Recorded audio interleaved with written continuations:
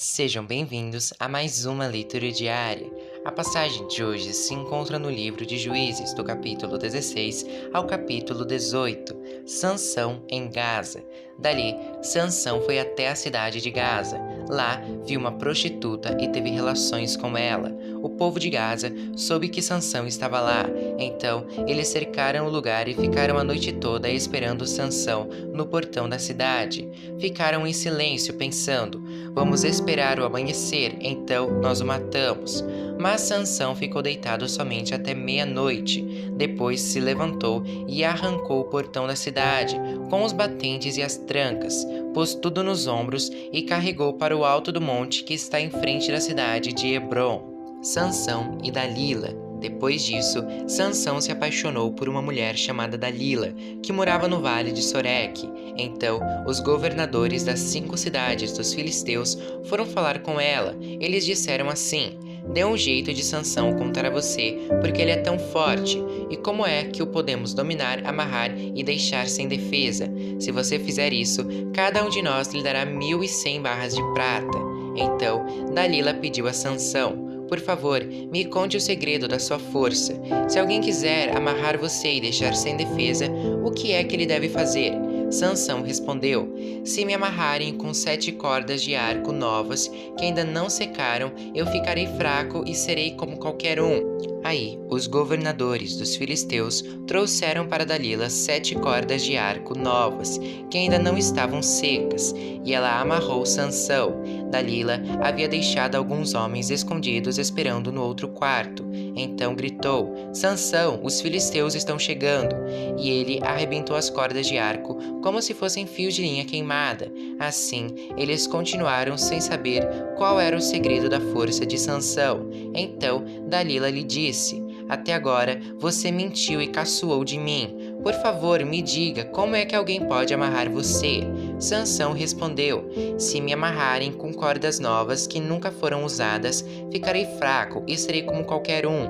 Aí, Dalila pegou cordas novas e amarrou os braços dele. Depois gritou: Sansão, os filisteus estão chegando. Os homens estavam novamente escondidos, esperando no outro quarto. Mas Sansão arrebentou as cordas como se fossem fios de linha, e Dalila disse: você continua mentindo e caçoando de mim. Diga, como é que alguém pode amarrar você? Ele respondeu: se você tecer no tear as 7 tranças do meu cabelo e prendê-las com um prego grande de madeira, eu ficarei fraco e serei como qualquer um. Então, Dalila fez com que Sansão dormisse. Quando ele adormeceu, ela pegou e teceu as 7 tranças dele num tear e prendeu-as com um prego grande de madeira. Depois gritou: Sansão, os filisteus estão chegando. Mas ele se levantou, arrancou o prego e tirou o cabelo do tear. Então ela disse: por que você diz que me ama, se isso não é verdade? Você me fez de boba 3 vezes e até agora não me contou porque é tão forte. E ela continuou a perguntar isso todos os dias. Sansão ficou tão cansado com a insistência dela que já não aguentava mais e acabou lhe contando a verdade. O meu cabelo nunca foi cortado, disse ele. Eu fui dedicado a Deus como nazireu desde que nasci. Se o meu cabelo for cortado, perderei a minha força. Ficarei fraco e serei como qualquer um. Quando Dalila percebeu que ele tinha dito a verdade, mandou o seguinte recado aos governadores filisteus: voltem de novo, agora ele me disse a verdade.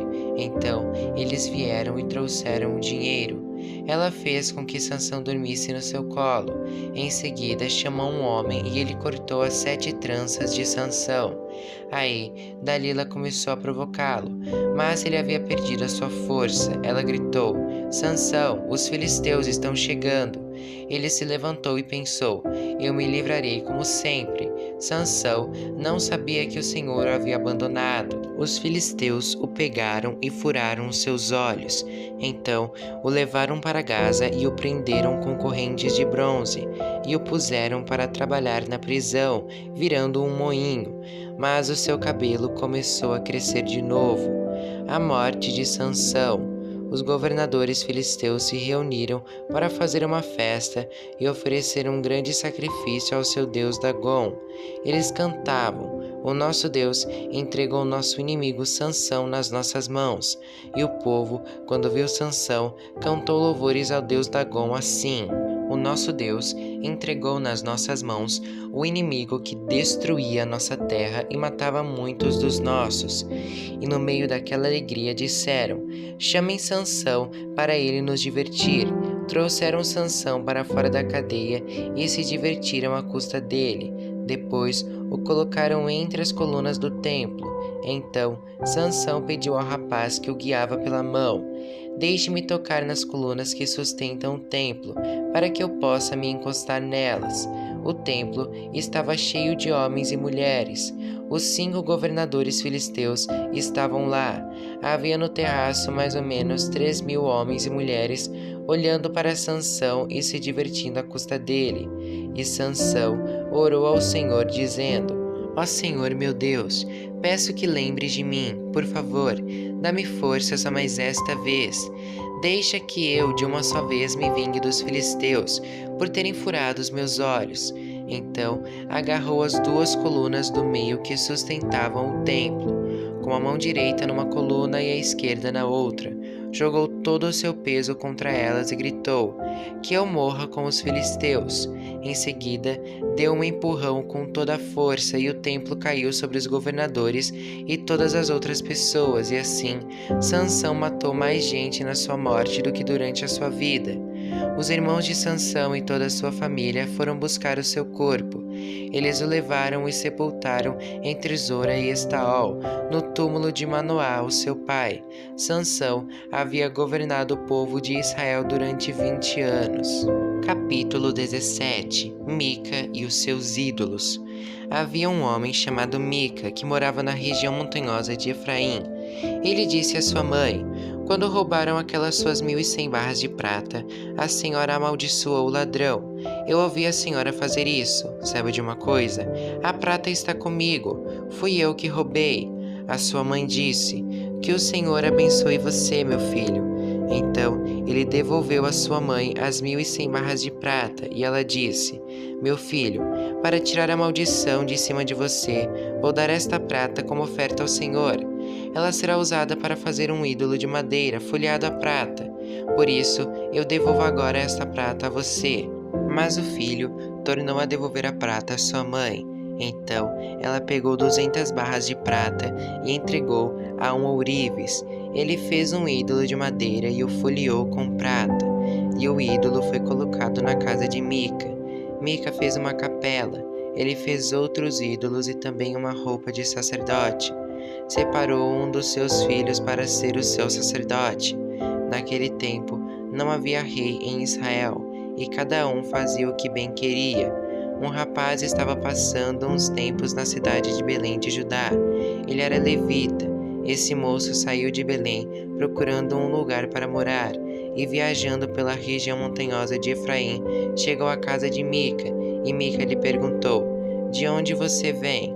E o moço respondeu: eu sou levita de Belém, da região de Judá, e estou procurando um lugar para morar.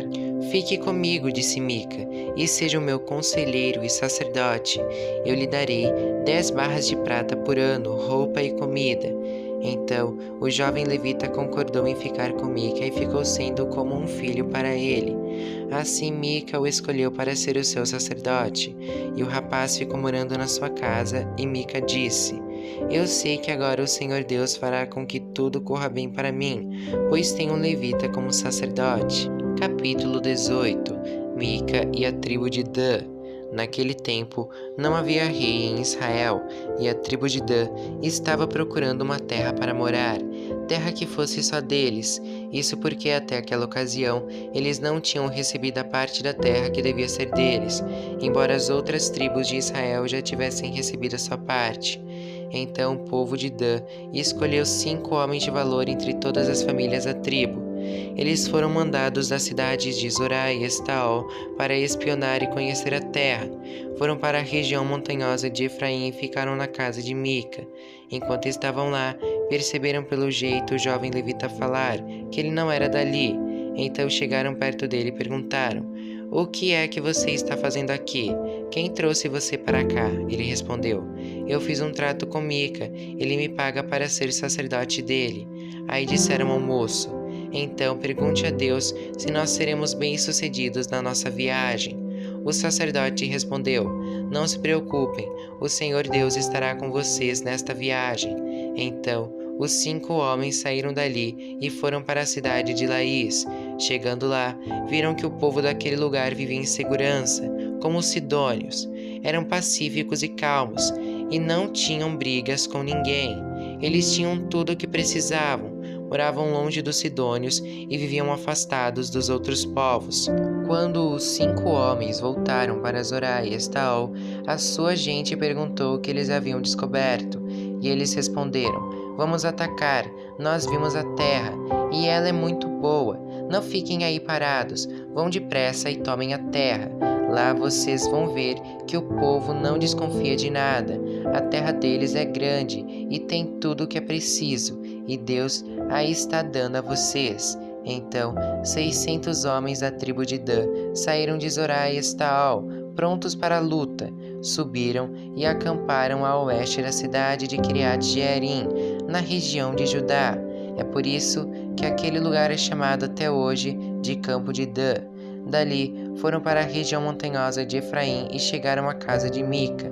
Aqueles 5 homens que haviam ido espiar a terra ao redor de Laís disseram aos seus companheiros: Vocês sabiam que numa dessas casas há um ídolo de madeira folhada a prata? Há também outros ídolos e uma roupa de sacerdote. O que vocês acham que devemos fazer? Então eles entraram na casa de Mica, onde morava o jovem levita, e o cumprimentaram. Enquanto isso, os 600 soldados da tribo de Dan estavam esperando no portão, prontos para combater. Os 5 espiões entraram na casa, pegaram o ídolo de madeira folhada a prata, os outros ídolos e a roupa de sacerdote. O sacerdote tinha ficado no portão com os 600 soldados armados. Quando os homens entraram na casa de Mica e pegaram os objetos sagrados, o sacerdote perguntou: O que vocês estão fazendo? Eles responderam: Fique quieto, não diga nada. Venha com a gente e seja o nosso sacerdote e conselheiro. Você não gostaria de ser o sacerdote de uma tribo inteira, em vez de ser sacerdote de apenas uma família? O sacerdote ficou muito contente, pegou os objetos sagrados e foi com os espiões e os soldados. Eles deram meia volta, puseram na frente as crianças, o gado e os seus bens e partiram. Já estavam longe quando os vizinhos de Mica, que haviam sido chamados para lutar, alcançaram os homens da tribo de Dan. Estes, ao ouvirem os gritos dos que vinham atrás deles, deram meia volta e perguntaram a Mica: O que é que há? Para que toda essa gente? Ele respondeu: Vocês ainda me perguntam o que é que há? Vocês me tomaram os deuses que eu fiz e o meu sacerdote foram embora. O que foi que sobrou para mim? Os homens de Dan disseram: É melhor você não falar mais nada, porque estes homens podem ficar zangados e acabar atacando vocês. Nesse caso, você e toda a sua família morreriam. Depois de dizerem isso, os homens de Dan partiram. Mica viu que eles eram mais fortes, então voltou para casa. Os homens da tribo de Dan levaram as coisas que Mica havia feito, e também o sacerdote dele. Aí foram e atacaram Laís, aquela cidade de povo pacífico e calmo. Mataram os seus moradores e queimaram a cidade. Não havia ninguém para salvar aquela gente, pois Laís ficava longe de Sidom, e eles não tinham contato com outros povos. A cidade ficava no vale, perto de Bet-Reob. A tribo de Dan construiu de novo Laís e ficou morando ali. Deram à cidade o nome de Dan, porque assim se chamava o fundador da tribo, que era filho de Jacó. E os homens de Dan levantaram o ídolo para adorá-lo. Jonatas, filho de Gerson e neto de Moisés, foi sacerdote da tribo de Dan. Ele e os seus descendentes foram sacerdotes da tribo de Dan, até que o povo foi levado como prisioneiro para fora da sua terra. E o ídolo feito por Mica ficou com eles durante todo o tempo em que a casa de Deus esteve em Siló.